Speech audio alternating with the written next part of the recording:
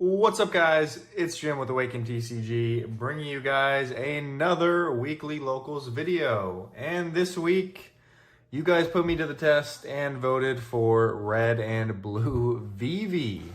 This leader is very fun, I'm not gonna lie. Really cool effect. Giving cards rush is awesome, and just the ability to draw 2 cards every turn is really fun. You know, having a lot of cards in hand is always nice.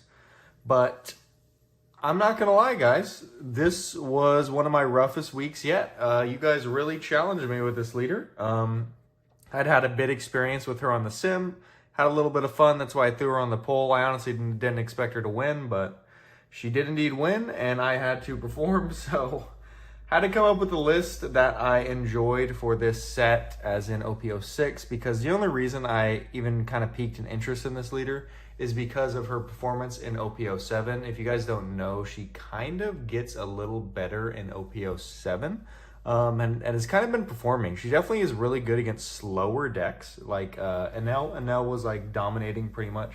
So decks like that, she's gonna kind of eat up because she just kind of outstalls them, drawing 2 cards per turn and developing big bodies. You're gonna beat any slow deck with that strategy. And that is basically the game plan with this deck. This one, though, is a little bit different than that one, obviously, because we're having to run a few different cards, considering we do not have the OP07 package or even the EB stuff.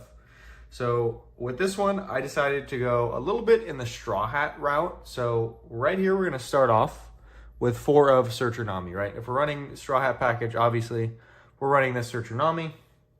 No doubt there. But let's get into what we're running and what we're searching off of this. So it's going to search all of our 2Ks, as in 4 of 2K Brook and 4 of 2K Sanji from OP01. Basically, the reason I run these 2Ks is because they can also serve as attackers. So if I need a body to swing with and end the game, I can play either of these, right? You play Brook, he can attach the 2 Dawn to himself. Obviously, in other decks, you don't want to do that because he doesn't have Rush. But in this deck, you can. I could play him for 2, attach 2, he's a 5K, and then leader effect, give him rush. So he's basically a 2-5 rush in this deck, right? You can say he's a 4-5 rush, draw a card, but, you know, same thing. And then Sanji, obviously, is going to have the activate main, where he's going to attach 2 rested to himself, and then also gain another plus 2K power, making him a 7K. So Sanji is a 2-cost 7K rush in this deck when we give him rush or leader effect. So that is the reason I run these 2Ks, and never playing them out really unless I'm going for game. Next up, let's get into our events, Straw Hat searchable events. So right here we've got Bad Manners Kit Course. It is just the red 0-cost event that is going to get rid of the bricks in our hand, because this deck has a lot of bricks. Honestly, if I were to change anything in this deck, I would probably add this to 4. I think this really does need to be 4 of, because I was running into some hands with absolutely no counter in them. Next up here, we've got Happiness Punch. Happiness Punch, if you don't know what it does, is a 1-cost event that reads on counter. You can give minus 2,000 power to one of your opponent's leaders or characters. And then if your leader is standing, so Vivi is always standing, there's no effects that really rest her, and she can't attack. So it'll always be online. You can do an extra minus 1,000 power. So you can kind of treat this like a guard point, except it can spread itself between 2 different bodies, which is really strong. Also, not to mention, it is minus power, which is always better than adding power, because if you have any double swingers, that minus power is going to go a long way, because it counts for both of their attacks. And then last up here with the Straw Hat counter events, we have 4 of Radical Beam. Who would have guessed? The probably best counter in the game we are running, and it is searchable. Not much to say here. When you're low on life, this is your best counter to have in hand, right? And then last but not least, for our Straw Hat package, we have 3 of Gum Gum Red Rock. So Red Rock is, you know, not a card you really think about when you think Straw Hat searchable, but in this deck it is. Really cool that we can search this card out, and in a lot of matchups it's really crucial. So I just love having the option to be like, okay, let me play my Nami, because I need to find a Red Rock right now. Really, really strong, and in quicker matchups, The trigger does come in handy a lot. I think you're going to see in a couple games today I actually get the Red Rock trigger, and it does help me out a bit. Next up here, let's get into the non-Straw Hat stuff. First up, we have 3 of Shariah, the new edition in OP06. This card is really great. It's pretty much a 3/5 if you think about it, because if it attacks, it's always a 5k for free, and if it blocks, it's always at least a 5k for free. Has 1,000 counter, which is always great, and our also only blocker in the deck. So if you're going to have only one blocker, Shariah is definitely one of the best ones to have, because even if you only have one on board, they can swing max with leader, and he can just give a 1k. So really, really strong blocker, and also an attacker if we need him to be. So great card in this deck for sure. Next up here, we've got 4 of Ulti from OP05. So this card is fantastic. I would add it to a 4 of, actually, if I were to change another thing in this deck. It is just so good. Basically, on play, you get to grab a card to your hand. You don't even have to reveal it. And then the other 2 out of that top 3 that you just searched, if you don't like them, you can put them to the bottom. But if you do like them, you can put them to the top. And then activate your leader effect to give Ulti Rush. And then you know what you're drawing into because you just put those 2 back on the top. So we just drew 1 for turn, drew 1 for Ulti, and then drew 1 for leader effect. And we have a 5k rush that is now swinging into leader or whatever else. So just a really, really no-brainer card in this deck. It is clunky a little bit in the late game, which is why I had it at a 3 of, but honestly, I wasn't seeing it enough early, so I'd probably add it to a 4 of. Next up here, we've got Pudding. Pudding is an absolute staple in this deck, and I think a reason that it is at least a little bit better in OP06. So with a leader that you're not really attacking your opponent too much, they're going to end up having a ton of cards in hand, because if they don't have to counter out, they don't have to give you cards, and then they'll just, if they're Sakazuki, they'll play the brand news and the Kuzans and just draw. Pudding's going to stop that. It's basically the perfect card with your leader effect, because if they do get all those cards in hand right, now we put them back to 5. And if they search anything, we get that back in the deck and completely screw them over. So fantastic card in this deck. It is only a 4k body, so if we are giving it rush, and we want to swing it a lead, we do have to attach 1, which is pretty awkward in a lot of situations, I'm not going to lie. But the effect is way too good not to be a 4 of. Next up here, let's get into our big guys. First up here, we've got, I think, my favorite big cost, at least for this set. It's going to be 4 of 7 cost Borsellino.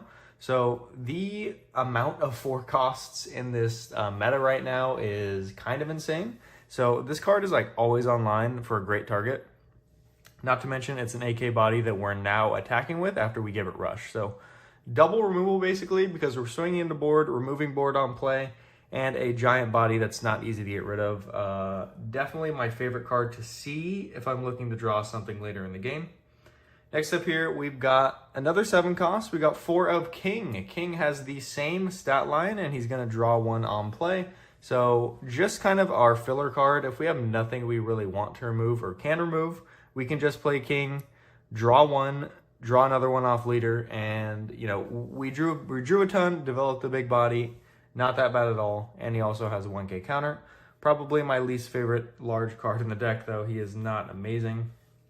And last up for our big guys, we have 4 of 10 cost Shanks. So Shanks is really, really strong against certain decks. Other decks, it feels like the brickiest of all bricks ever in hand. Obviously, when we play this card, we cannot use leader effects, so if we wanted to draw more to be safe, we cannot do that. Its best scenarios are going to be when our opponent just played a very large card, right? Whether it's black that played a Moria. That one is a little bit weird, though, because they developed 2 other bodies. One of is probably attacking at us. Or we're going against, like, any yellow decks that drops, like, a 7 cost Big Mom. Or maybe, like, a Katakuri. We can remove those with Shanks. Perona's playing Doflamingos. It's probably, like, one of the best targets for Shanks. He's basically just going to outvalue anybody that's trying to go taller than you. And he's really good in that aspect, but probably the most common card that I'm using. Kick Course to trash out of hand for the most part. And then last up here, we've got 2 of Gravity Blade Raging Tiger. This card is insane. honestly, looking at this list, I don't know why I have it at a 2 of. I think this needs to be more. At least 3 for sure, because there's just way too many decks that like have good mid-sized bodies that they go wide with that I would love to get double removal with. So another change I would make, this one probably upping it, but at the end of the day, I don't think Vivi is there just yet. I really think we need Boa from OP07 to make this leader kind of shine. I also think that meta is just way better for Vivi in general, with NL being on top and stuff like that. But yeah, as far as the games today, I did not do amazing. I'm not gonna lie. It's really difficult to beat good decks with Vivi right now that they go wide and kind of keep attacking you like that. So you'll see in the games today, I kind of struggled, but we did get a win and we did have some decent games at the end of the day, and I am definitely looking forward to looking those over. But anyways, let's go ahead and get right into the gameplay. And getting into our first game here, we are going to be on the right, going against Perona here on the left. And I think, if I remember, we actually won dice roll for this game, and we are going second. So taking Perona off curve is actually pretty big because the deck is like pretty much unplayable on going first curve from what I've heard. But we're just going to end up using leader effect on first turn, drawing 1. I did have a Nami in hand, I think, to play, but I think it's always better just to draw 1. Just get the maximum value out of your 2 Dawn on the first turn. He's going to go ahead and play Rosinante, swing 6. We will go ahead and give him a Sanji 2k as he passes back to us. Now on 4 Dawn, we are actually just going to do leader effect and pass back as we really have nothing else to do. So Perona on 5 Dawn here with nothing to rest with leader and nothing to KO. I'd say our best play, if I'm Perona right now, was probably play out a Sabo. Look for our big cards like a Doflamingo or a Moria. He's actually going to play a Perona, which is also not bad, forcing us to trash a card from hand. Looks like we're going to trash a Red Rock, and he's going to go ahead and swing another 6, forcing out another 2k from us. So not going crazy aggro, which is exactly what we want for Vivi. So we're going to go ahead and drop the ulti. Looking at the top 3, adding 1 to hand, and we'll place the next 2 on the top, using leader effect to give rush, draw the one we knew we were going to draw. Looks like it was a 2k.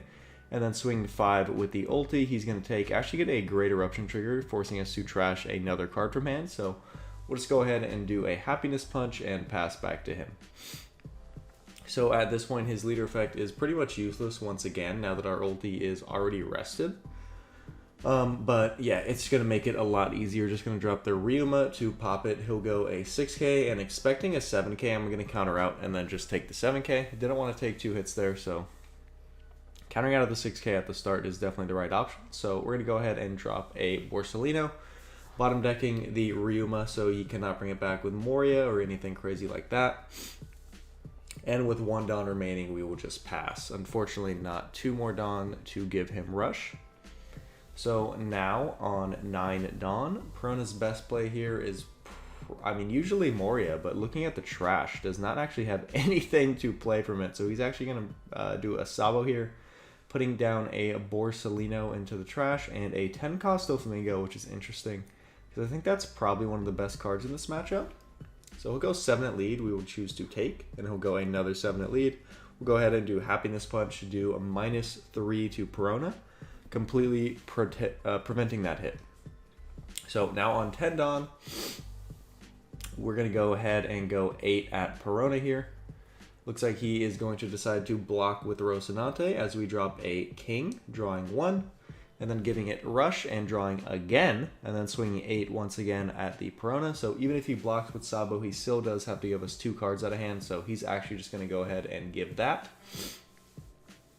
Now going to be on 10 Dawn for Perona. So if he does have a 10 cost Doflamingo here, it's actually pretty solid. But I think I do see a Shanks in hand, so even if he does drop it, we have a perfect countermeasure. He's actually going to go ahead and do the Suru, bringing King down to 5 cost.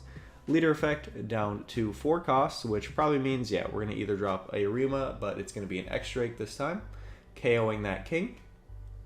And he'll go ahead and swing a 5k at lead. That's going to be an easy 1k Shariah as he drops a Borsalino. Shariah is really not good in this matchup, as leader can always just rest it before he gets any value off. So Definitely the best card I'm going to get out of my hand with counter.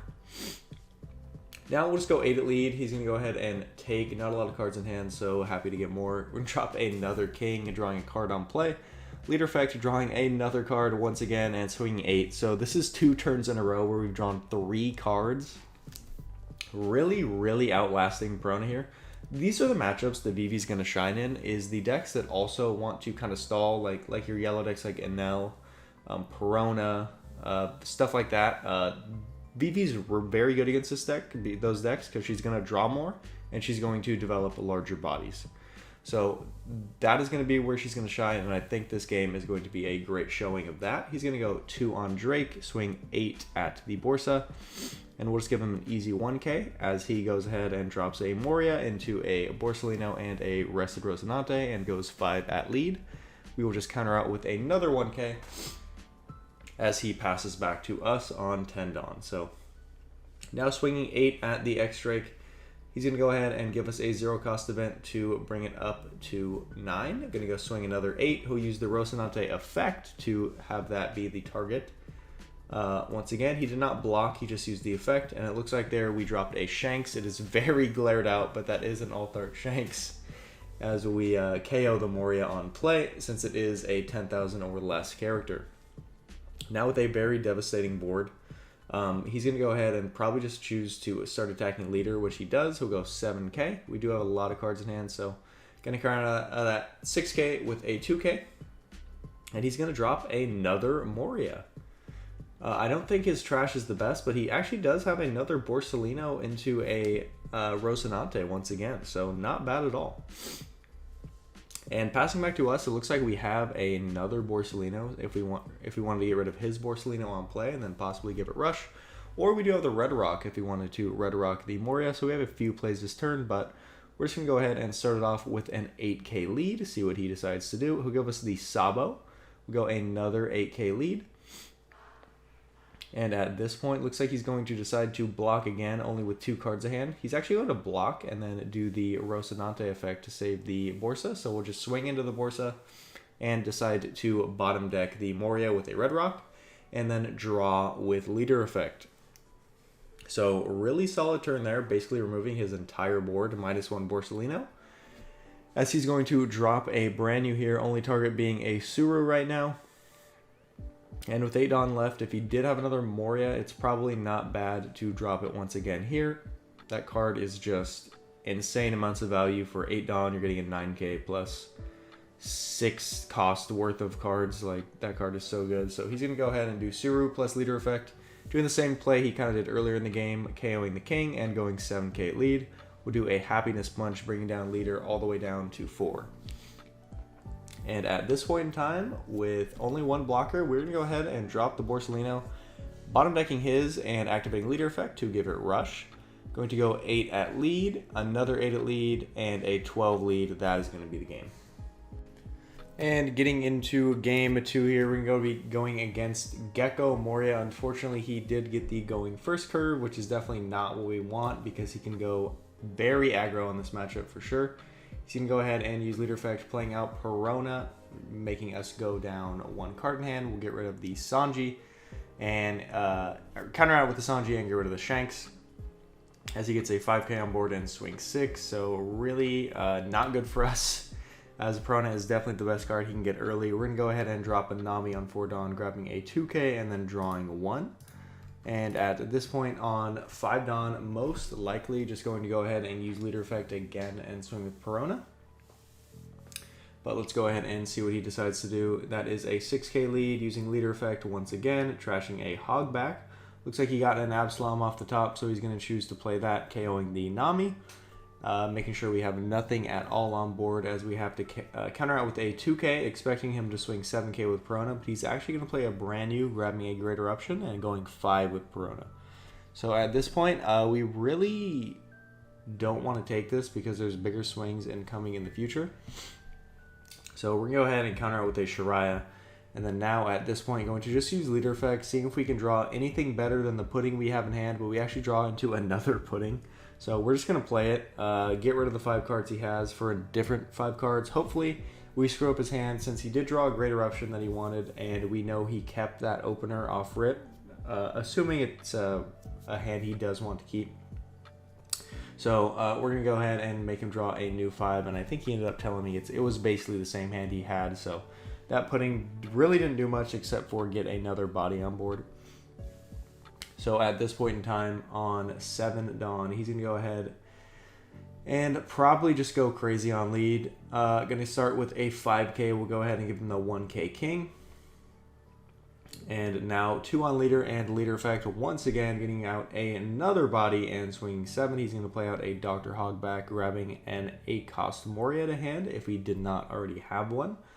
We'll take the 7, and we fortunately do get a Red Rock trigger to bottom deck the Hogback, so a bit of light at the end of the tunnel here, but he's going to go ahead and go another 5K. We'll choose to take that one, as he puts 3 on brand new, and we actually give him a pudding thinking it was a 5K, so I'm actually going to go ahead and give him the 0-cost event, just to give a +3 trash the pudding.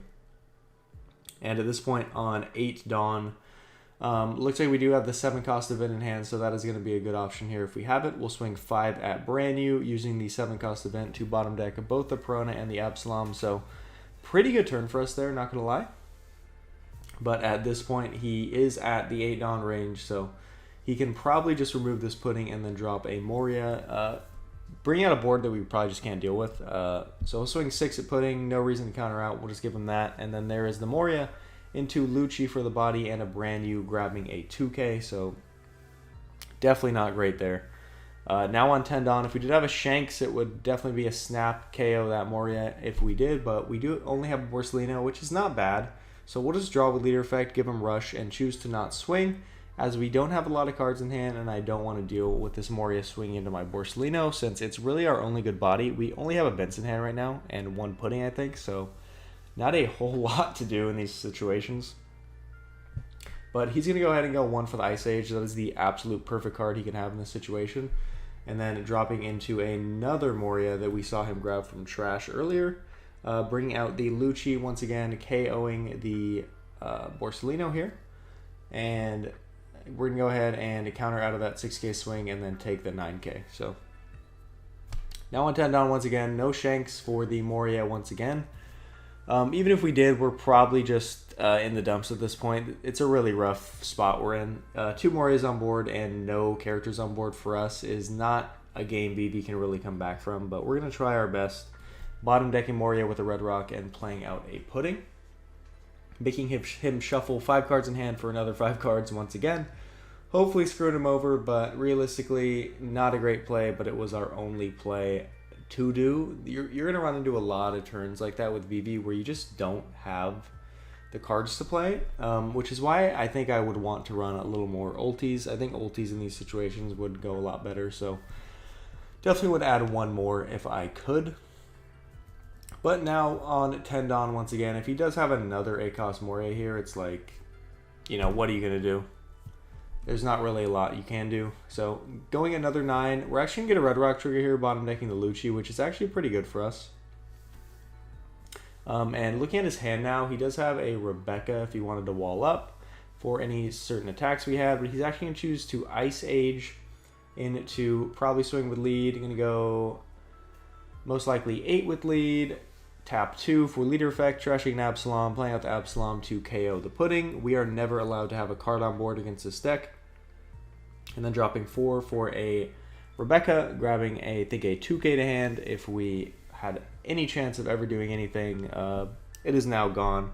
So dropping a Shariah, not an amazing card in this matchup for sure. As we do leader effect, drawing into an ulti. We're going to play ulti here, look at the top 3.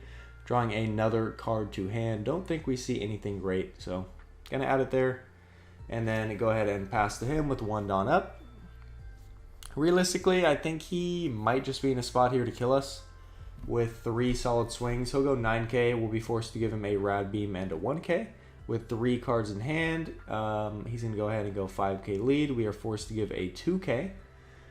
And then at this point, I think he can just go 9-9 and win, but he's actually going to go 8. We'll give him both cards out of hand, and he'll go 6. We will block, and he'll drop 4 Dawn for a Borsellino. So Lucky us, we get to survive another turn, but realistically, it is not doing anything for us. So we're going to draw into an ulti here. Grab another card in hand. Draw one. Oh, we actually forgot to grab the card in hand, but at this point, it really doesn't matter. The game is over. Swing 7-7, and that is going to be the game. And getting into our final match here against Goatee Jones on the GOAT himself, Colin, that we actually had in our video a couple weeks ago when we did Hody at Locals. He is the local Hody player that kind of runs up these tournaments. Really fun deck. Definitely not the most meta matchup of all time. Also, shout out to Colin for this Alt-Art Vivi leader, because this is not my Alt-Art Vivi. I'm not buying Alt-Art Vivi, guys. She's going to be fun in OP07, so maybe I'll buy it then, but not for right now. So it looks like on our 3-down turn, we're actually going to choose to just use leader effect.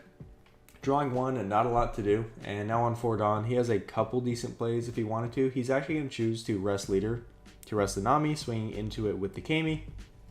We'll give him that. That is no big deal at all. And now on 4 Dawn, he's going to go ahead and for 3, drop a Daruma. Daruma is a really scary card in this matchup because we have to deal with multiple scary swings. The best card against it is going to be Happiness Punch, which we do have in hand, thankfully. So expecting him to go kind of crazy with it this next turn. We're going to leave 3 Dawn up so he cannot rest our Dawn with leader effect. So he'll go ahead and do it. Go 6 lead, taking his life. We'll go -3, bringing it down. So it actually can't swing again. That is a minus for the turn. And then he's going to go ahead and drop a Ikaros and a Hody and Hyozo. Really, really making this board as beefy as possible. If we did have a 7-drop event here, that would be so clutch. And we'd definitely be in this game. But we unfortunately do not. Another reason why I'd probably run more of that card if I could. So we're going to drop a Pudding. And I think he was either at 5 or 6 cards in hand. It was not the best Pudding of all time. But is again the only play we had. So we're going to go ahead, give it rush, draw, and swing 5. And he's actually going to just counter out 1k out of that 5k swing. And not a great board against his very scary board for sure. In this situation, if he wanted to, he could really just go crazy at leader. I have no Dawn up, so that would definitely put me in a world of hurt. He's going to go ahead and do Hody and Hyozo effect, swing 7 at lead. We fortunately get a Red Rock trigger, bottom decking the Daruma before it could do any more damage. So he'll go 6 at lead, 6 at Pudding. We'll give him that, and he'll actually do a Hody here, swing 8 at lead. And then we'll take, as he drops, another 1-cost Kami, looking at the top 4 and grabbing another Daruma. So now on 9 Dawn, if we did have a Borsalino here, we'd actually be in a pretty solid spot, but we only have a King. Not bad, as we do draw 2 cards off King effect and leader effect, and we get a swing 8 into the Hody and Hyozo that he's going to actually decide to give us. So not in a bad spot, 3 life, and I think about like 10 or 11 cards in hand. This game is not over by any means. He's going to drop another Kami onto board.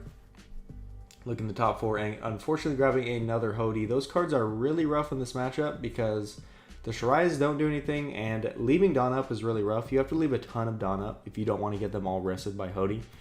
He'll go 5 at lead. We'll force to give him the 1k Shiraya. Not a great card in this matchup, as I was saying before. He'll go 7 lead. We will do a 0-cost event, trashing a Rad Beam, since we really won't be getting to use those this game. And he'll now go 8 at lead, and we will take that one. Now trashing the Kami, putting out another Hody Jones, and swinging 9 at lead. We will be forced to take that one, going down to 1 already against his pretty menacing board. We do have a Shanks in hand if we wanted to get rid of 1 Hody this turn, so we're going to go 8 at Ikaros as he counters out, and we will drop the Shanks, getting rid of that Hody. So Shanks going to be really good to swing back into board next turn if we don't die. Obviously, with 1 life and no Dawn up, with a Hody, a 6k and leader, he can probably put me down to 0 and like no cards in hand. He'll go 6, we'll give him a 2k. Followed by a 7, we'll give him a Pudding and another 2k. And he will go 8. And I think we don't have any 2ks, or we only have 1 2k, so we'll just choose to take. And he's actually going to go Boat, rest Shanks, into a Vanderdecken, and KO the Shanks. So that was an insane play and definitely screwed us up, as we were going to have a free swing back into Hody here, but now that makes this game a lot more difficult. Definitely a really weird play, but I think that was probably his best play. definitely made this game like a million times harder. So we're going to put 2 on King, hoping he does not have a 2K in hand as we swing at Hody Jones. But he does, going to counter out, going to 0 cards in hand, but maintaining this board to go for game next turn. So we will drop a Shariah leader effect to draw 1 and leave 3 up, just in case he had another Hody plus leader effect. We need Dawn up if we're going to survive next turn. But Hody leader effect to rest the Shariah. And at this point, you can probably just go all on Hody, swing 18, see what I've got. But honestly, I think he's going to do multiple swings this turn. So just looking at the Dawn here, I think he's maybe going to choose to go, yeah, he'll go 9 with Ikaros first. That magic number making us give him a happiness punch down to 6K. And then we just need to give him a 2K to counter out of there with the Sanji. And he'll go ahead and put 4 on Hody Jones, swinging 12. That is an easy double Rad Beam to 13. So we do survive another day here as he drops the Dosun, making sure we cannot just completely remove his board for free next turn. But we do have a pretty good turn, so we're going to swing 8 at Hody. He has no counter in hand, so he is forced to give. And now with a King and a Borsellino in hand, we're most likely going to drop the Borsellino right now.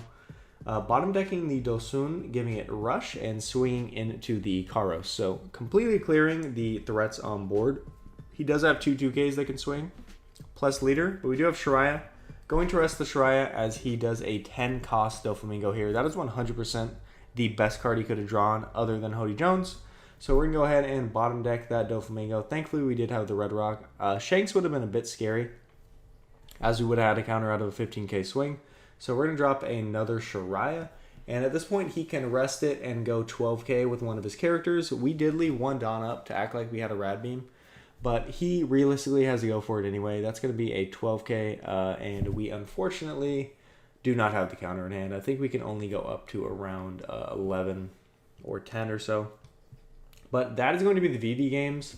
Unfortunately, only went 1 and 2 this week. Not great, but pretty much what I expected out of Vivi. Not the best deck, and definitely needs a lot of help from OP07 for sure. And that is going to be the video, ladies and gentlemen. Thank you so much for watching and watching me fumble these Vivi games.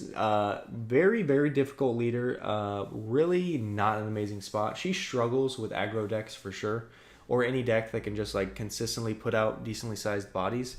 I need to run more 7-cost events, I think, but realistically, I don't think this leader really does anything until OP07. You can win games this set if you're going against slower decks like an NL or say like the Perona we went against today. Vivi really shines against those decks. She can like just out control them completely by drawing more and bringing out more bodies that can get rid of their big bodies. So really fun in those matchups. Other matchups that are actually good decks are really rough. So that is going to be the video. Next week, we do have Black and Yellow Luffy at Locals. Wraith will be piloting that since he is going to actually be playing that, I think, in one of the upcoming regionals in Peoria. He'll correct me if I'm wrong, but he is very excited to play this deck, at least up until EB comes out. So please do look forward to that. But anyways, that is going to be the video. Check the description, guys, for the giveaway we are doing until we get all of our OP06 boxes. We'll be giving away 5 OP06 boxes. So do sign up for that, and please like and subscribe. This has been Jim. I'm going to head out of here. Peace.